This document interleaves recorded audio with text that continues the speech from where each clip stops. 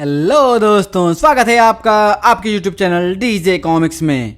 तो चलिए दोस्तों, आज से शुरू करते हैं भोकाल की अग्निपथ श्रृंखला। इस श्रृंखला में कुल 3 कॉमिक्स हैं, जिनमें सिर्फ 2 कॉमिक्स अभी तक रिलीज हुई हैं। First Mrityurathi and second Agnikhand. तो दोस्तों, आज शुरू करते हैं मृत्युरथी के साथ। संजय गुप्ता प्रस्तुत करते हैं मृत्युरथी अग्निपथ श्रृंखला भाग 1। राज कॉमिक्स है मेरा जुनून। संपादक राजकुमार गुप्ता, संजय गुप्ता। शक्ति अत्यंत चंचल होती है, बिल्कुल किसी अभूतपूर्व किंतु चरित्रहीन नारी के समान, जिसे पाने वाला स्वयं पर गौरवान्वित हुए नहीं थकता कि वह कितना सौभाग्यशाली है, जिसका संसार की सबसे ऊंची सह पर अधिकार है, परंतु बेचारा नहीं जानता कि शक्ति की प्रवृत्ति समय के अनुरूप पहले से अधिक सामर्थ्यवान धारक को हस्तांतरित होने की होती है। समय और सामर्थ्य का पलड़ा जिसकी ओर झुका, शक्ति लुढ़कती हुई उसकी गोद में आ गिरेगी। और मेरी नीति ये कहती है कि समय और सामर्थ्य का पलड़ा जब आपकी तरफ झुका हुआ हो, तब अपने अलावा हर संभावित सामर्थ्यवान को शक्तिवान बनने से पूर्व ही कुचल दो। जरा विचार करो महाबली, यदि ऐसा हो कि संपूर्ण ब्रह्मांड में भोकाल शक्ति जैसी विशिष्ट शक्ति को धारण करने योग्य मात्र एक ही प्राणी जीवित हो, तो भला फिर यह चंचल चरित्रहीन उदंड शक्ति चाह कर भी किसी और के हाथ में नहीं जा सकती। काल का आवाहन करने वाली पवित्र भोकाल शक्ति के विषय में अपशब्दों का प्रयोग करने वाला उसे धारण करने योग्य कदापि नहीं हो सकता। फुचांग, यदि शक्ति योग्यता देखकर मिलती तो संसार में कभी राम राज्य न जाता, पांडवों को वनवास और दुर्योधन को हस्तिनापुर न मिलता। योग्यता और सामर्थ्य के द्वंद्व में जीत सदैव सामर्थ्य की होती है। खच परंतु तू चिंतित ना हो भोकाल, तू आश्वस्त हो कर मर जा। तेरी शक्ति को अपनी बंधवा दासी बनाकर रखेगा महाबली फूचांग। इसका ऐसा भोग करेगा जैसा तूने कभी कल्पना भी ना की होगी। देखना चाहोगे महाबली? नहीं भी चाहो तो भी देखना तो पड़ेगा कि जब सामर्थ्यवान शक्ति को शोषित करता है तो कैसा संहार मचता है। भोकाल। जानवाड़ी समाप्त हुई। अगला जन्म लेकर आना, तब गुरु दक्षिणा लूंगा तुमसे। तब तक तो फूचांग और उसके अनुयायी ब्रह्मांड बदल चुके होंगे। काली कंठी, गजोक, द्विदैत्य, मकरीच, कर्कसूल और बनरिक्ष, समय आ गया है कि संसार तुम सबके पराक्रम से परिचित हो, और इसका आरंभ विकास नगर राज्य से होगा। जम्बू द्वीप के सबसे विशाल व महत्वपूर्ण राज्य विकास नगर में अब तुम्हारा वर्चस्व स्थापित होगा। कुरुक्षेत्र के महायुद्ध के पश्चात सैकड़ों वर्ष युद्ध की विभीषिका झेलने से निकल गए। समय के साथ सब कुछ बदला, और साथ ही बदला है यह विशाल भूखंड जो अब विकास नगर के नाम से जाना जाता है। और अब भी यह विशाल राज्य इस पृथ्वी लोक की सबसे महत्वपूर्ण गतिविधियों का केंद्र बिंदु है। जो विकास नगर पर राज्य करेगा, समझो वह सारे संसार पर राज करेगा, और विकास नगर पर राज हमारा है, यानी महाबली फूचांग का। अपने राज को सुचारू रूप ढंग से चलाने हेतु हम विकास नगर को 5 महाप्रदेशों में बांट रहे हैं। अग्निखंड, भूखंड, नभखंड, नीरखंड और वायुखंड। इन 5 महाप्रदेशों की बागडोर होगी हमारे उन 5 विशेष दासों के हाथ में, जिनके गले में पड़े पत्ते खींचकर उन्हें अपनी मर्जी से चलाना हमें आता है। जाओ दासों, आने वाले युद्ध के लिए खुद की तैयार करो। तुम तीनों सही समय की प्रतीक्षा करो साथियों, प्रतीक्षा अधिक लंबी नहीं होगी। यह नहीं हो सकता, मेरी आंखें पहचानने में धोखा नहीं खा सकती। यह तो विकास नगर है, ऐसा कैसे हो सकता है? विकास नगर को तो सप्तकाल स्याहिकाओं ने नष्ट कर दिया था। संपूर्ण विकास नगर निर्जन भूखंड बनकर रह गया था, परंतु यहाँ तो प्रजा सुखी और संपन्न है, जैसे इस राज्य में कभी किसी कोई आपदा देखी ही ना हो। कदाचित मुझे कोई संभ्रम हुआ है या विकासनगर जैसा कोई अन्य राज्य है। इस दुविधा का निवारण करने का एक ही मार्ग है, मुझे किसी से पूछना होगा। सुनो बालिके, इस राज्य का किस नाम से पुकारा जाता है? हे पथिक, तुम कौन हो और किस राज्य से आए हो जो विकासनगर जैसे महान राज्य का नाम तक नहीं जानते? अयोध्या और हस्तिनापुर के पश्चात यदि किसी महान राज्य का नाम लिया जाता है तो वह है विकासनगर। विकासनगर एक विशाल राज्य है। इसमें 5 महाप्रदेश हैं जिनमें सैकड़ों कस्बे हैं। तुम अभी जहां हो यह महाप्रदेश अग्निखंड के नाम से जाना जाता है। विकासनगर? यह विकासनगर ही है? विकासनगर राज्य के विषय में यह बच्ची तो कुछ भी बता रही है, वह सब कुछ मैं भी जानता हूं, परंतु इन 5 महाप्रदेशों के विषय में मैंने कभी कुछ नहीं सुना। विकासनगर तो विशाल अखंड राज्य था। किस सोच में पड़ गए पथिक? तुम कौन हो? तुम्हारा नाम क्या है? मेरा नाम आलोक भोकाल है। बड़ा ही विचित्र नाम है तुम्हारा पथिक, मैंने तो ऐसा नाम कभी नहीं सुना। विकासनगर छोड़कर अज्ञात आयाम गए हुए मुझे काफी समय बीत चुका था। ऐसा हो सकता है कि इस बालिका ने मेरा नाम ना सुना हो। आवश्यक तो नहीं कि विकासनगर जैसे विशाल राज्य का बच्चा बच्चा उसके रक्षक के नाम से परिचित हो। विकासनगर के सम्राट का नाम क्या है? हे प्रभु, जाने कहां से आया है यह भोला पथिक जो विकासनगर के चक्रवर्ती सम्राट का नाम भी नहीं जानता, जिनके नाम का डंका तीनों लोकों में बजता है। विकासनगर राज्य के सम्राट है महाबली फूचांग। क्या? सुनो भैया, क्या तुम मुझे पहचानते हो? क्यों भाई, प्रातःकाल ही सोमरस सेवन कर लिया है क्या? तुम कौन से देव पुरुष हो जो मैं तुम्हें पहचानूंगा? सम्मोहन सम्राट सुतान, महाबली अति क्रूर, पराक्रमी तुरीन। इन विकासनगर के रक्षकों को तो तुम लोगों में से कोई न कोई जरूर जानता होगा। ये कैसे कपोल कल्पित नाम सुना रहे हो? कौन है ये लोग? इसकी मानसिक अवस्था ठीक नहीं लगती मुझे। हे प्रभु श्री राम, यह कैसी लीला है? मेरी तो तर्क शक्ति ही जवाब दे गई है। विनिष्ट किया हुआ विकासनगर समपन्न नजर आ रहा है। विकासनगर सम्राट के रूप में लोग इस नीच फूचांग का नाम ले रहे हैं। विकासनगर के रक्षकों के विषय में किसी को कुछ याद नहीं, जैसे कि हमारा कोई अस्तित्व थे ही नहीं। जो बात मुझे सबसे अधिक विचलित कर रही है वह यह है कि निर्वाणायाम यंत्र मुझे यहाँ क्यों लेकर आया। पिछले लंबे समय में घटित हुई घटनाएं मुझे उलझन में डाल रही हैं। मैं तो अपने पिता युधिष्ठिर की तलाश में सौमित्र के साथ निकला था। नरक आयाम में नरक के शैतान का वध करने के पश्चात पिता की तलाश में अगले पड़ाव पर पहुंचने के स्थान पर मैं जा पहुंचा। युगम क्षेत्र के समय के प्रतिपालक युगम के समक्ष जो करवा रहा था पूर्व काल और पश्चात काल के महानायकों के मध्य सर्वनायक प्रतियोगिता, जहां मेरा सामना पश्चात काल के सर्वश्रेष्ठ महानायक नागराज से हुआ। युगम की कूटनीति के परिणाम स्वरूप सर्वनायक प्रतियोगिताओं के जो अकल्पनीय व अप्रत्याशित परिणाम आए, उनके फलस्वरूप वह संपूर्ण प्रकरण ही समय धारा में तटस्थ हो गया। इसके पश्चात जो युगम के कथनानुसार मुझे पुनः उस स्थान पर पहुंच जाना चाहिए था जहां से और जिस पल मुझे सर्वनायक प्रतियोगिता के लिए उठाया गया था, परंतु यह मैं जाने कहां आ पहुंचा हूं। क्या इस स्थान का मेरे पिता की तलाश से कोई प्रत्यक्ष अथवा परोक्ष संबंध है? बचाओ बचाओ! अरे, यह सहायता हेतु कौन पुकार रहा है?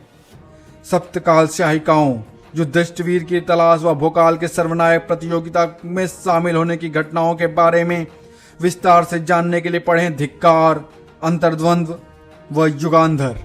पुकार किसी स्त्री की है, लगता है कोई स्त्री संकट में है, मुझे उसकी सहायता करनी होगी। क्यों कंठ को कष्ट दे रही हो मेरी कोकिला?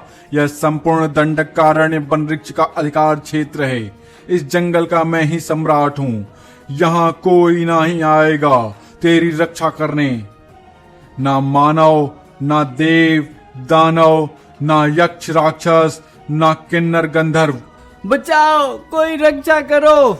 यह तो कोई असुर लगता है जो इस अबला को अपहरित करने के ले जा रहा है। तूने जितने भी नाम लिए असुर, उनमें से तू परामानव को जोड़ना भूल गया। यदि तू इस वन का सम्राट है तो सम्राट के समान आचरण कर। सम्राट का धर्म अपने शरण में आए प्राणी की रक्षा करना है, उसका शोषण करना नहीं। कन्या को स्वतंत्र कर और अपने कुकृत्य की क्षमा मांग। तू एक और भोकाल आ गया बलि का बकरा बनने। इतनी जल्दी आ जाएगा या नहीं सोचा था। बजरंगबली कृपा करे, मेरे अस्तित्व को जानने वाला कोई तो मिला, एक असुर ही सही, परंतु एक और भोकाल से इसका क्या तात्पर्य है? कहीं यह कपटी असुर मुझे अपनी वाक जाल में फंसाने का प्रयत्न तो नहीं कर रहा? तूने तो मुझे घोर दुविधा में डाल दिया। शत्रुवध भी आवश्यक है और कन्या हरण भी। समझ नहीं आ रहा किसका लोभ त्यागूं। तेरी दुविधा मैं दूर किए देता हूं। भोकाल! जो खुद दुविधाओं के सागर में डूब रहा हो वह किसी की दुविधा क्या दूर करेगा। दंडकारण्य मेरा सागर है भोकाल, तुझे लील जाएगा यह। विकासनगर के लोग मुझे नहीं जानते, परंतु ये असुर ऐसे बात कर रहा है जैसे मुझसे परिचित हो, जबकि मैंने इसे पहले कभी नहीं देखा।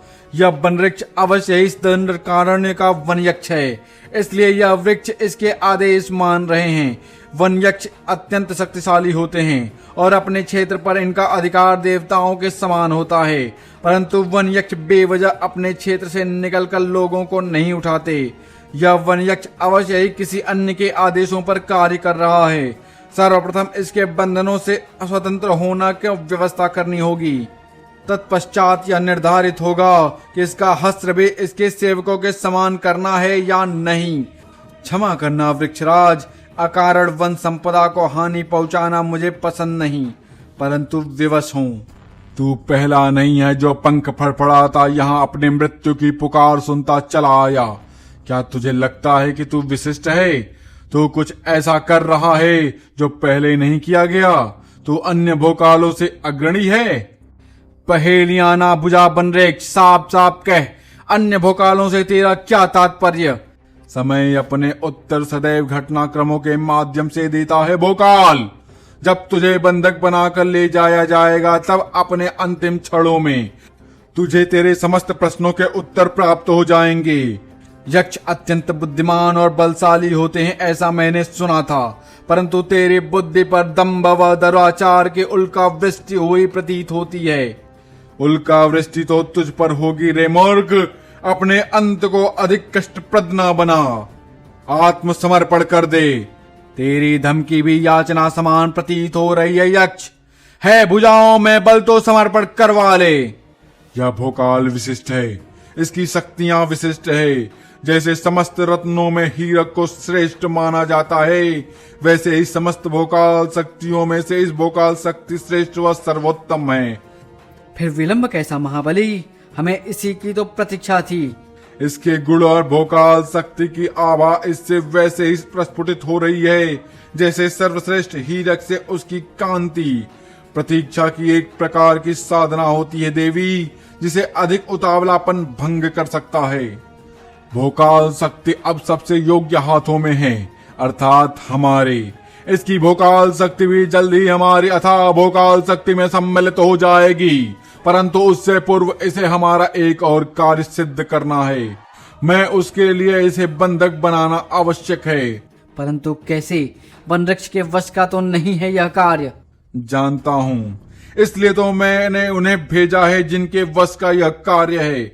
व्यक्ति को अपने शत्रुओं की संख्या में बढ़ोतरी करते समय सदैव यह विचार करना चाहिए कि यदि उसके समस्त शत्रु सम्मिलित हो गए तो यह उनका सामना किस प्रकार करेगा। जरा देखो तो इस नीच कपटी को।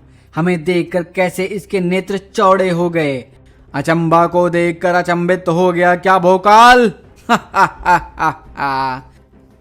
हमारे पिताश्री के पालित पुत्र, अंततः तू अपने वास्तविक स्थान पर आ गया, हमारे कदमों में। वज्रकली, धूम्रकाल, अचंभा, तुम तीनों जीवित कैसे हो सकते हो? तुम तीनों तो महागुरु भोकाल के हाथों मारे गए थे, अपने पिता के हाथों, जिनकी भोकाल शक्ति के हम वास्तविक उत्तराधिकारी थे, और उसका कारण भी तू था नीच। योग्यता वंशावली से नहीं पराक्रम से निर्धारित होती है। यदि योग्य ही हो तो सिद्ध करो अपने पराक्रम से। पराक्रमी अवसर घाती नहीं होते। युद्ध सदैव पराक्रम से नहीं जीते जाते, रणनीति और कूटनीति भी पराक्रम जितने ही आवश्यक है। और नीति कहती है कि शत्रु को खत्म करने के लिए जो करो सब सही है। यह मैं नहीं कह रहा, श्री कृष्ण ने गीता में कहा है। गीता का उपदेश सबके लिए एक समान है भोकाल, तेरे लिए भी और हमारे लिए भी। योद्धा कितना ही पराक्रमी सही, प्रत्येक दिवस उस योद्धा के लिए एक समान नहीं होता। आज तेरा दिन नहीं है पराक्रमी। भोकाल और उसके शत्रुओं के द्वंद्व में उस कन्या को प्राण रक्षा का अवसर दे दिया। तू कहाँ थी ऋणाक्षी? तुझे वन में ढूंढ ढूंढ कर पूरा कबीला थक गया। वह नीच यक्ष बनवृक्ष मेरा हरण कर ले गया था। मेरा हश्र भी उन सभी कन्याओं जैसा होता जिनका हरण वह पहले कर चुका है, परंतु तभी मेरी रक्षा करने देवदूत बनकर जाने कहां से अवतरित हुआ वह अद्भुत युवक। ऐसा अलौकिक तेज था उसके ललाट पर, ऐसा शौर्य और पराक्रम। कौंधती बिजली के समान उसकी तलवार, निर्बाध्य वायु वेग के समान लहराते उसके विशाल पंख। वाकई कोई देवदूत था वह। ऐसा अद्भुत पराक्रमी और अलौकिक शक्तिधारक सूरवीर कोई मानव नहीं हो सकता। देव भी देखकर जिसका पराक्रम दे अपना शीस नवाए, काल भंवर में फंसकर जगत दिया जिसे भुलाए। कर्तव्य की पुकार जब जब उसे बुलाए, कर काल का आवाहन धर्म रक्षा को महाबली भोकाल आए। कहत सब मित्र सुनो भई साधो, धर्म रक्षा को महाबली भोकाल आए। आखिरकार युगम क्षेत्र और पश्चात काल से निकलकर वह यहाँ आ गया। उसे अंदेशा भी नहीं यहाँ क्या हो रहा है। हमें उसके ही आने की प्रतीक्षा थी। उसे वस्तु स्थिति से अवगत कराना होगा। सही समय आने पर साथियों अपने अस्त्र शस्त्र मंत्र साध लो।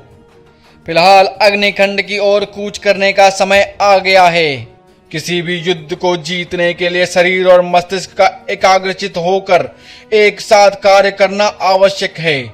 मेरे दिमाग में मची उथल पुथल मेरी एकाग्रता भंग कर रही है। महागुरु की संतानें इतनी योग्य तो हैं ही कि इस अवसर को अपने हाथ में से न जाने दें। दूसरे इन्होंने गीता उपदेश देकर मेरा कार्य सरल कर दिया। इस युद्ध को जीतने के लिए सिर्फ पराक्रम नहीं कूटनीति का भी प्रयोग करना होगा, जो कहती है कि अभी इन्हें अपने विजयश्री का उत्सव मना लेने देना चाहिए। ज्ञान और नीति यदि शत्रु से भी प्राप्त हो रहे हों तो उन्हें ग्रहण करना श्रेयस्कर है। इस प्रकार मुझे वनवृक्ष के अन्य भोकालों वाले कथन को प्रामाणिकता तक पहुंचने का मार्ग मिल जाएगा।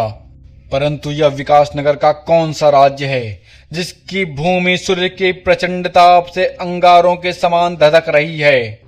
आओ महाबली, यह अग्निखंड है, विकास नगर के 5 महाप्रदेशों में से एक की राजधानी।